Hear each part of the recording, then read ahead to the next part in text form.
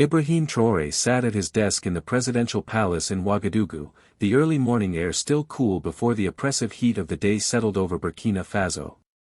He was reviewing security reports from the northern provinces, where extremist threats demanded constant vigilance. 8 months into his presidency, he had settled into a rhythm: security briefings at dawn, economic matters mid-morning, diplomatic affairs in the afternoon. It was a disciplined routine for a nation struggling to carve out a stable future. A mathematics teacher before his military career, Traoré had always been driven by a need for balance, for equations that added up. But in Burkina Faso, a country rich in gold yet mired in poverty, the numbers never seemed to align. The door opened abruptly, and Defense Minister Traoré entered without knocking, a breach of protocol that immediately put Traoré on edge. Mr. President, there's been an incident at the Busura mine, Traoré said, sliding a preliminary report across the desk. 17 confirmed casualties, possibly more trapped underground. Traoré scanned the document. The Busura mine, operated by GoldTech International, a French-Canadian consortium, was the country's largest gold producer, accounting for nearly 40% of Burkina Faso's official gold exports. The report detailed a localized explosion followed by a partial tunnel collapse in the mine's deepest section. Rescue operations? Traoré asked, already reaching for his phone. GoldTech has deployed their emergency response team, Traoré replied. They're requesting we keep military and government personnel clear to avoid complicating their efforts. There was a hesitation in Traoré's voice, a subtle shift that made Traoré pause. You don't sound convinced, he said, meeting the minister's eyes. Traoré glanced at the door, ensuring they were alone. It's probably nothing, sir, but my cousin works security at Busura. He called me directly, off the record. Says GoldTech officials were destroying documents before the emergency response team even arrived. Traoré set the report down, his military instincts kicking in. 8 months as president had taught him to trust his gut when something felt off. Arrange transport, he said, standing. I'm going to Busura. Traoré hesitated.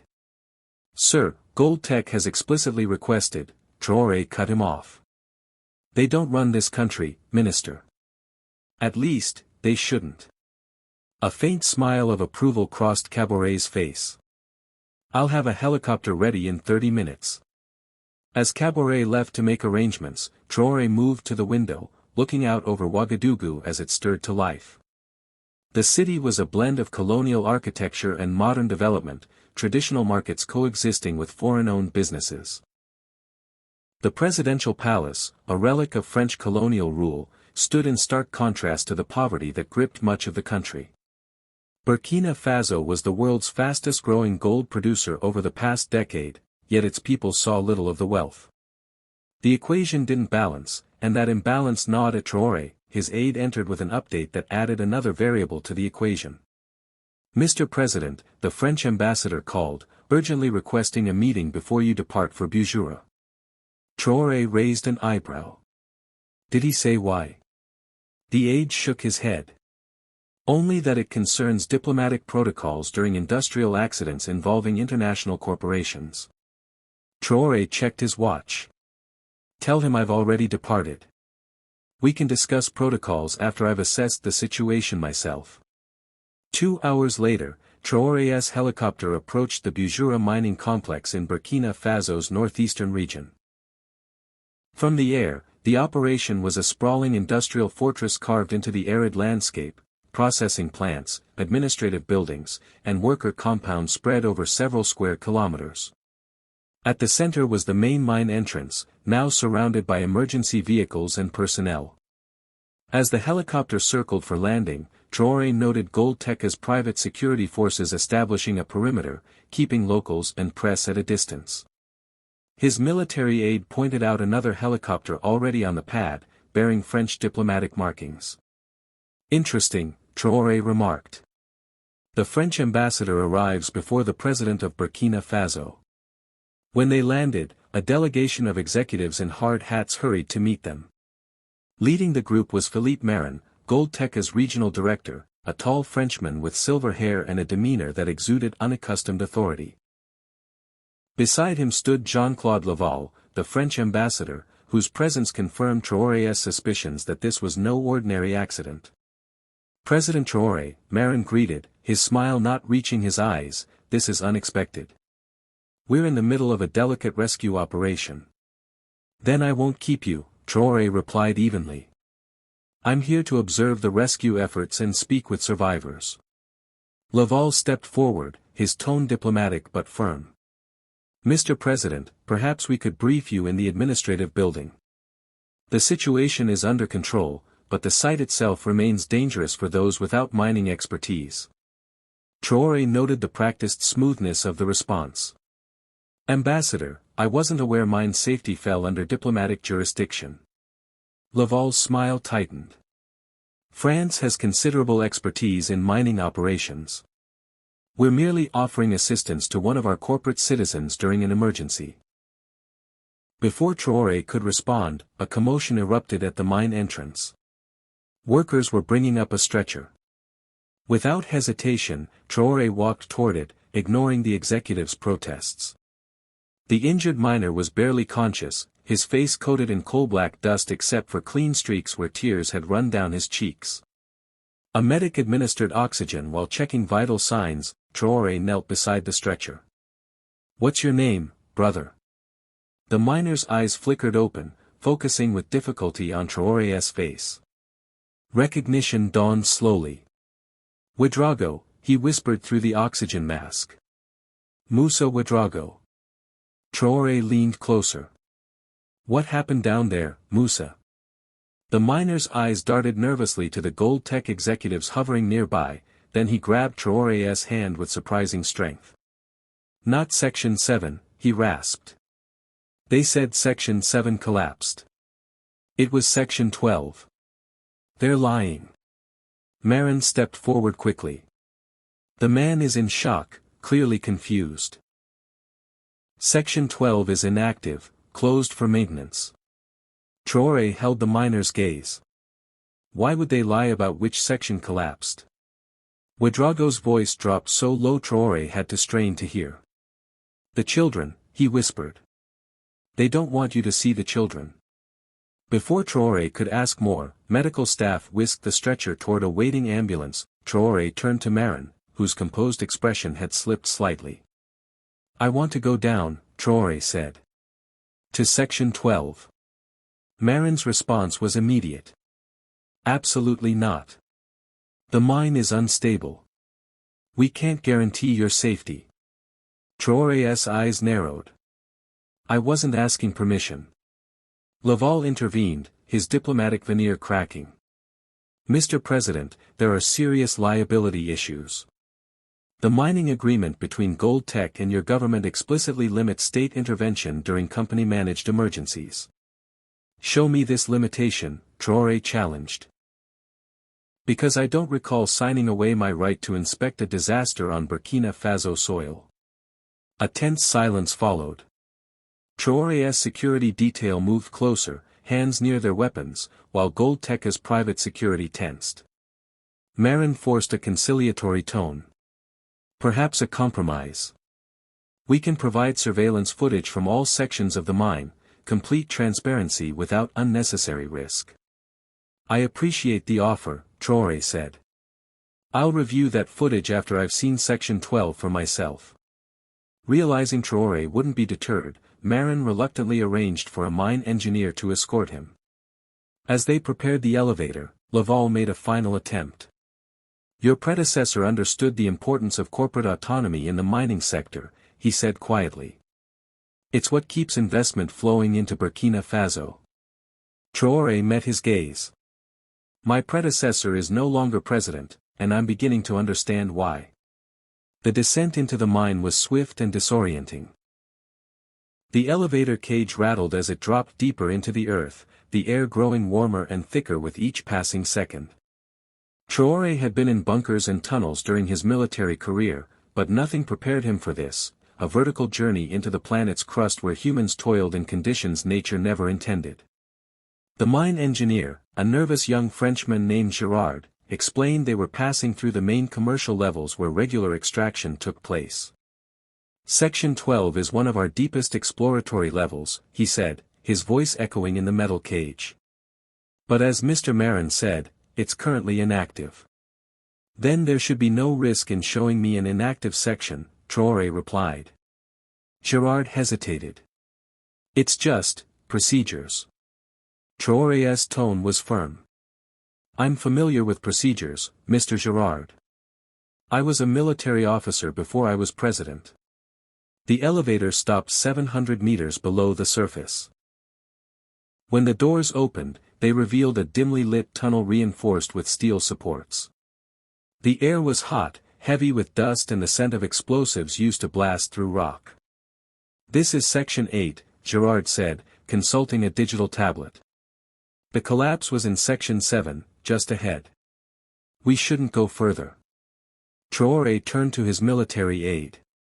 Captain, what section did the injured miner mention? Section 12, Mr. President. And where is Section 12 from here? Gerard shifted uncomfortably. It's further down and to the east, but I don't have authorization to take you there. Traoré studied a tunnel map on the wall. It seems straightforward enough. We'll find our own way. He turned to his aide. Captain, ensure Mr. Gerard remains comfortable while we inspect Section 12. The engineer protested but didn't physically interfere as Traoré and two security officers proceeded deeper into the tunnel network.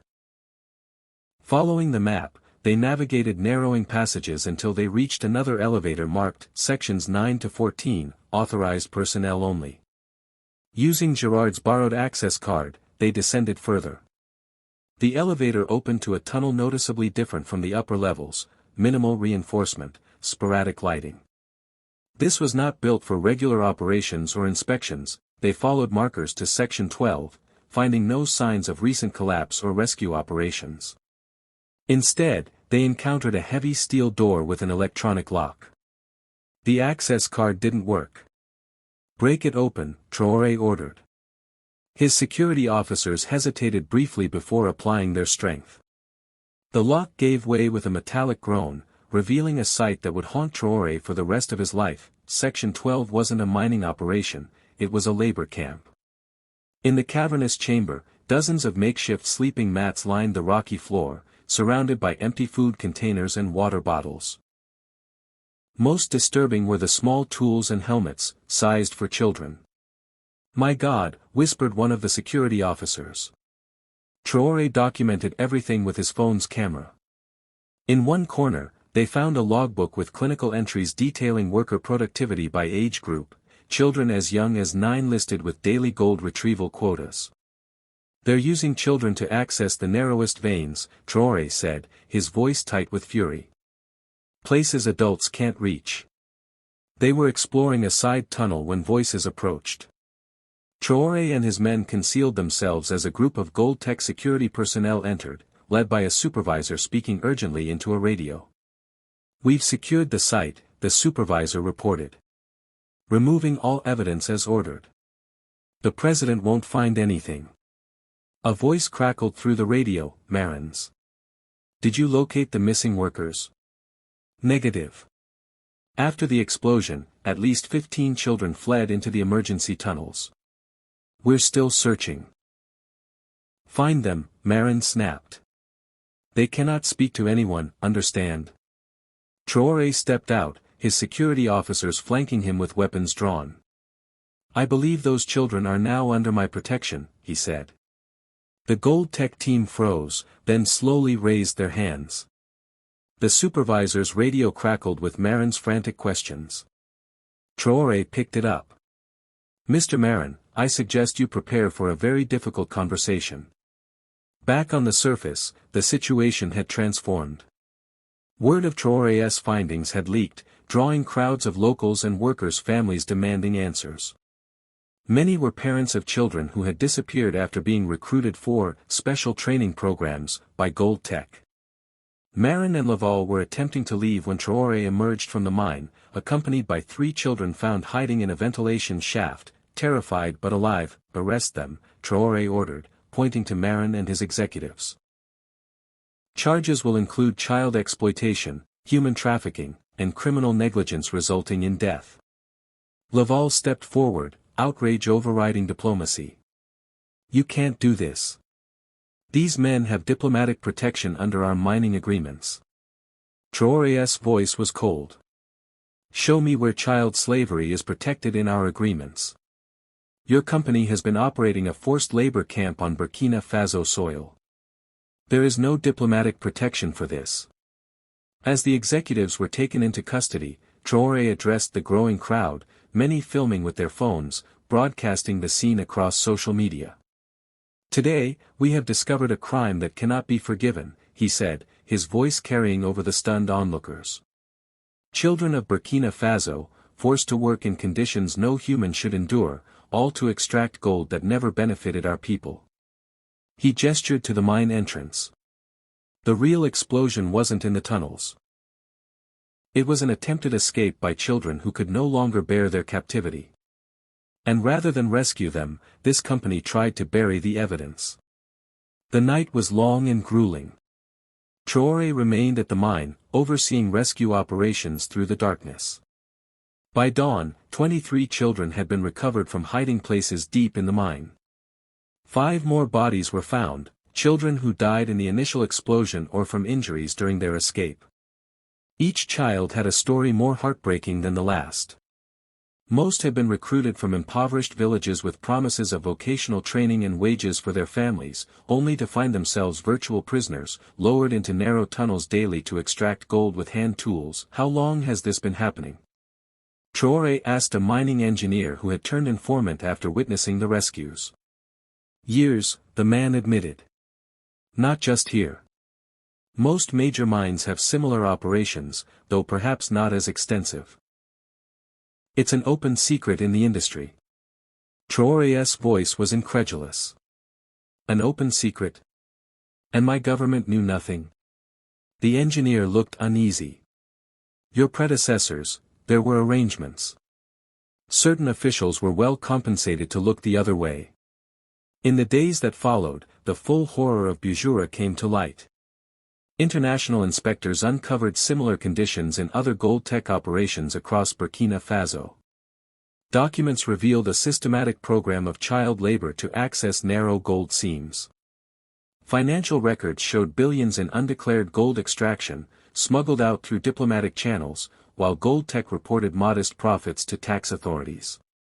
Traoré convened an emergency cabinet meeting. Some ministers urged caution, warning of economic fallout if foreign mining companies were antagonized. These companies provide jobs, the finance minister argued.